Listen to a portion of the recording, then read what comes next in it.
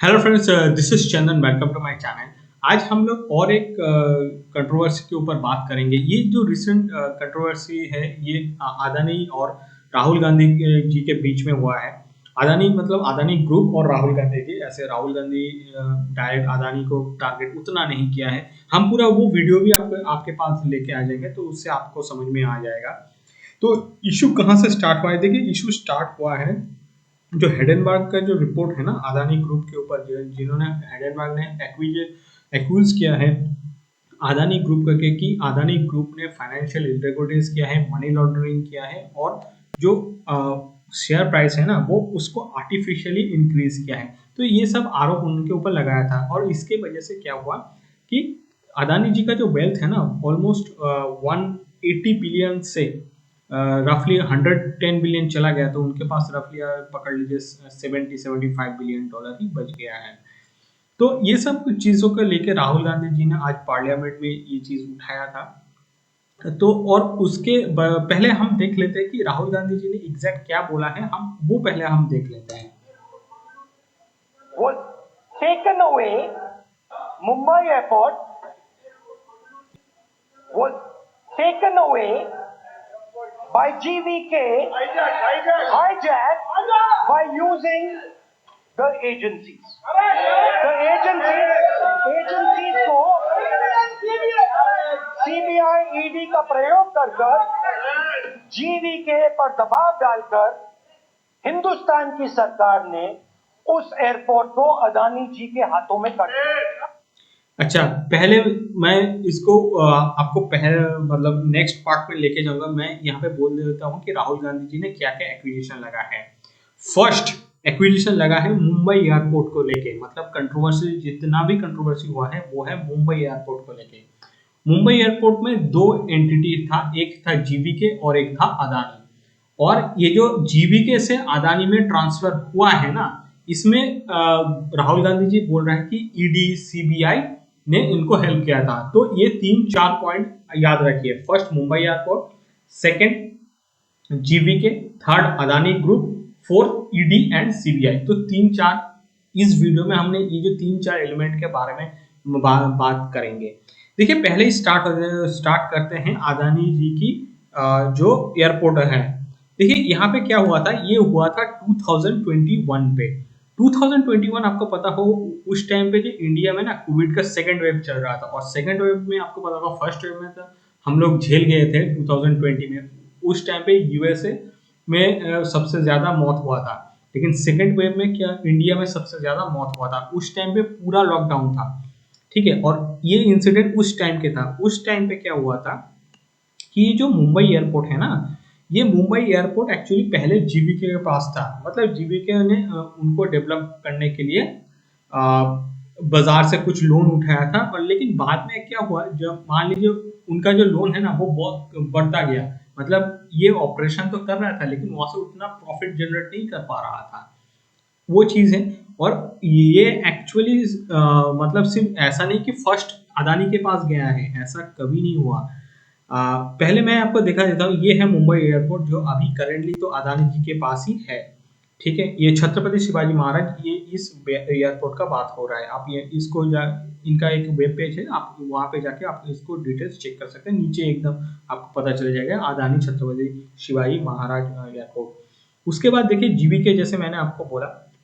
देखिए जीवीके का बहुत सारा बिजनेस है। जैसे मैंने आपको यहाँ पे आपको दिख रहा है एनर्जी में, आप देखिए गैस, नेफ्था, थर्मल, हाइड्रो। उसके बाद एयरपोर्ट इंडिया, इंडोनेशिया। आप देखिए एयरपोर्ट्स में कौन कौन सा है। सीएसएमआई मुंबई का जो एक टर्मिनल पार्ट है, सीआईए बेंगलोर इनका मेन पार्ट है, ठीक है। और आई थिंक ये नवी मुंबई वाला पार्ट है, ठीक है। उसके बाद आप देख लीजिए ट्रांसपोर्टेशन में तो रोड है, और जयपुर किशनगढ़ रोड प्रोजेक्ट। तो यही है जीवीके। और जीवीके का जो शेयर मार्केट में ना उतना इनका जो रेपुटेशन है उतना अच्छा नहीं है। मैं इसको देखा था।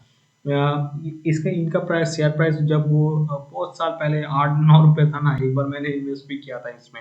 आप इसको देख भी सकते हैं। इसका जब आप इसमें बैलेंस शीट में चले जाएंगे ना, तो देखिए बैलेंस शीट में भी ये लायबिलिटीज पार्ट देख लीजिए। ये ओवरऑल 2000, ये देखिए 2000 मार्च 21 पे बोल रहे हैं ना, 2000 मार्च 21 पे ये देखिए 19,890 करोड़, मतलब ऑलमोस्ट 20,000 करोड़ का इनके पास डेब्ट था।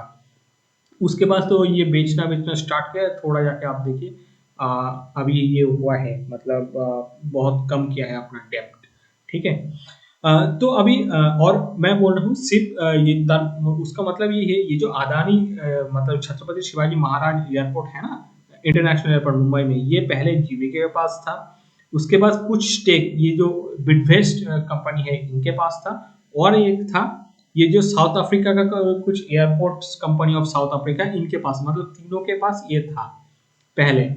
और उसके बाद जीवीके को जब दिखा कि देखिए उस टाइम पे 2021 पे क्या हुआ था कि आपका कोविड भी आया था, तो उनका ऑपरेशन पूरा बंद था। ठीक है, और डेब्ट क्या है वो बहुत ऊपर जा रहा है, और उनका जो लेंडर है ना, इन लोगों से बहुत बार पैसा भी मांग रहा था। तो उस टाइम पे इन्होंने क्या किया, डायरेक्ट ये अदानी जी के पास गया था।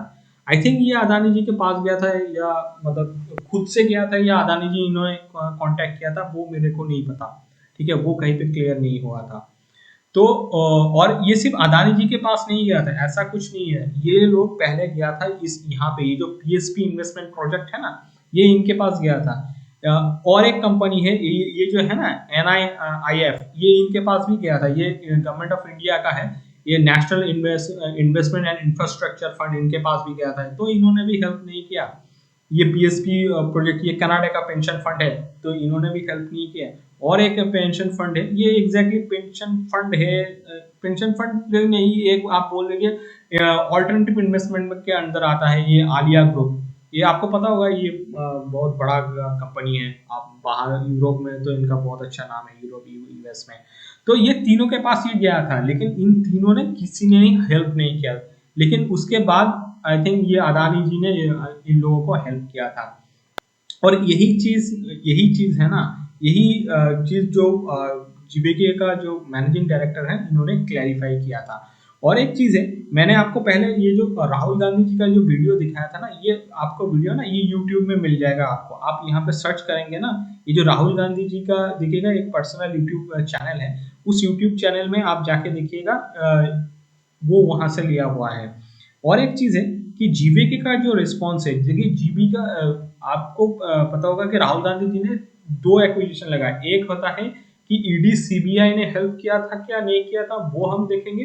और उसके बाद देखेंगे कि अदानी ग्रुप जो, मतलब अदानी ग्रुप ने क्या सच में फोर्स किया था कि जीबीके ग्रुप को, तो वो हम लोग आज देख लेते हैं। ये जो एक वीडियो है, इस वीडियो को आप थोड़ा देख लीजिए, उसके बाद मैं आपको बोलता हूँ। Key allegations made by Rahul Gandhi on pressure from agencies to transfer the ownership of Mumbai Airport to the GVK Group, or rather to the Adani Group from the GVK Group. I'm actually joined by Sanjay Reddy of the GVK Group. Thank you very much, Mr. Reddy, for being with us. Was there pressure on you in any way from the Adanis, for example, to sell to them?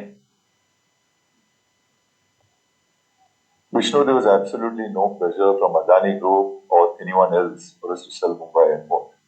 And let me explain the background to this transaction. Maybe a year before that itself, we were looking at fundraising because in our airport holding company, we had raised debt about nearly 10 years ago when we did the acquisition of Bangalore Airport. And that debt was becoming due. So we were talking to a number of investors and we had tied up with three investors, global investors. One is ADIA, second is PSP of the Canadian Pension Fund, and third is NIIF, who is the Indian country fund. And they together had agreed to invest in this company, which would help us repay the debt. However, they had a lot of conditions precedent, like any international investor would have. And after we signed the deal, then we hit COVID. For 3 months, the airport business was completely shut. And we had zero revenue. Obviously, that put more financial pressure on us. And so we were trying to work with them to conclude the transaction quickly, which was not happening. So around the same time, Gautam Bhai approached me. And he said that he has a lot of interest in Mumbai Airport. And whether we are willing to do a transaction with him at the same terms and conditions. But the only difference being that he said he will assure that we conclude the entire transaction in 1 month. Sure, but this is very important for us. the key So, allegation. From that perspective, whatever we did was in the interest of the company and the lenders who we had to repay. And so therefore we closed the transaction with Adani because we didn't see any light of day with the other investors. Right.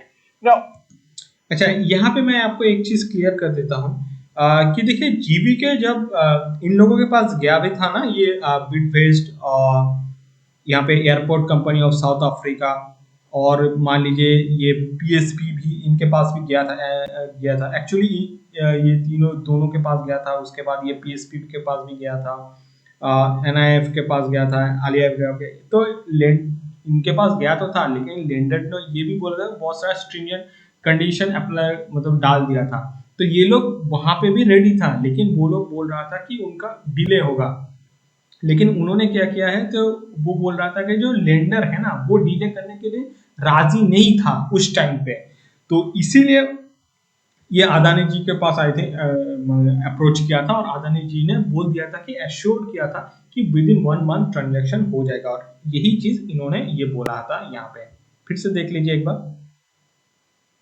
what about the central allegation mentioned today of the CBI or the Enforcement Directorate probing you or putting pressure on you, which forced you to sell?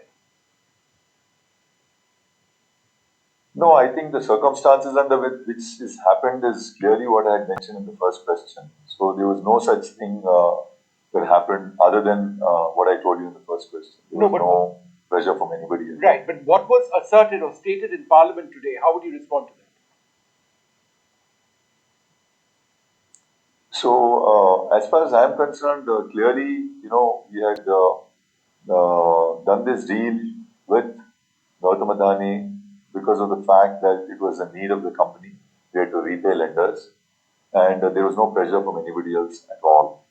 Now, as far as other aspects of what is being said. देखिए आदर यहाँ पे मैं आपको एक चीज बोलना चाहूंगा आदर एक्सपेक्ट का मतलब वही है कि जो जीबीके के ऊपर ईडी और सीबीआई का कुछ प्रेशर था कि नहीं था उसका ये रिस्पॉन्ड कर रहा है आप देख लीजिए in parliament or otherwise I would not like to comment because I don't want to get into the politics. No, but in terms of the transaction itself, how was the entire transaction handled as far as you were concerned? I mean, you said there wasn't any pressure, but how was it handled? See, I know Gautam Bhai for some time, and the transaction was very smooth because one thing I find with him is that he deals directly. He brings nobody else, so it was just me and him, just two of us. It took us less than a week to be able to close everything. As far as the agreement is concerned, it was very simple, very straightforward. We didn't have much of conditions precedent. The time frame was very specific, so that we could conclude it immediately and take care of the lenders, which was our top priority. And he also gave comfort to lenders, saying that he will give, do this fast so that they don't need not worry. So my dealing with him has been excellent. I have no issues at all with my dealings with him. And whatever was committed, whatever was the understanding, we kept it up and concluded it. All right. So that we.